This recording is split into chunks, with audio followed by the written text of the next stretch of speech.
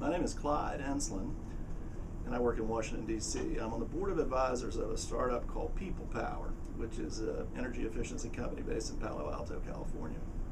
And I'm very interested in the smart grid and policy in Washington, D.C. related to that. So today I went over to the Federal Communications Commission, where they announced their National Broadband Plan, which they've been working on for many months since last year.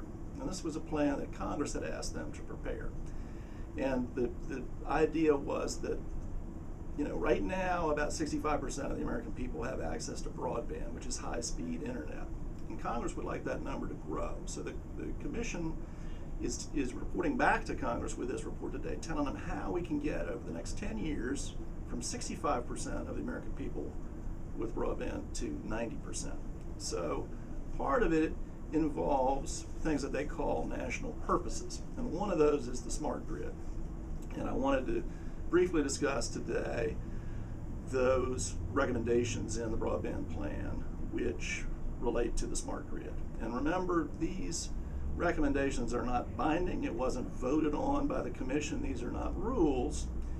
And in fact, Blair Levin, who was in charge of the group that came up with the plan, emphasized today repeatedly that it's in permanent beta, meaning that it's a work in progress.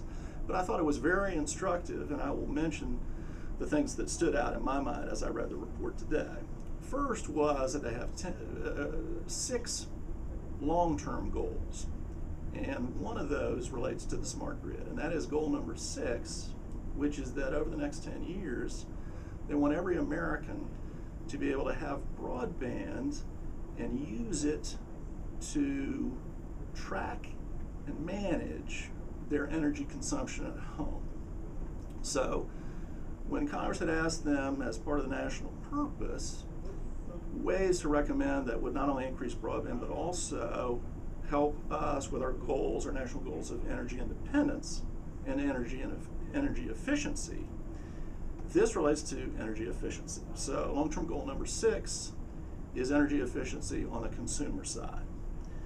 Now, Chapter 12 is all about other aspects of the environment and the economy that the plan has recommendations for, and the ones that are related to the smart grid could best be summarized in my mind. What stood out was that it looks like the Commission is making recommendations that would get the utility companies more involved in broadband, and that would mean as users of spectrum.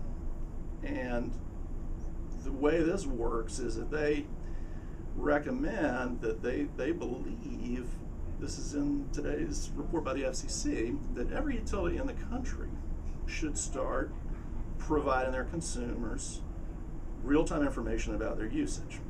And the Commission wants them to get this done in the next 18 months. Now, the Commission doesn't regulate these utility companies, so the Commission's asking in Chapter 12 in their recommendations for the state utility regulators to require the people that they regulate to get this done in the next 18 months. And it says if the states don't do that, then they're going to go to the Congress and get Congress to change the law. So this plan is based on the assumption that if the utilities start providing this information to consumers, that's critical to making the things happen that they want to see happen to get the smart grid up and running, because that will then enable the consumers to either set up home area networks, which is what the company I advise, People Power, does, or to use smart meters in a home, which generally are provided by the utilities, and that this is going to create jobs, it's going to stimulate investment, and it's going to keep America at the forefront of innovation globally.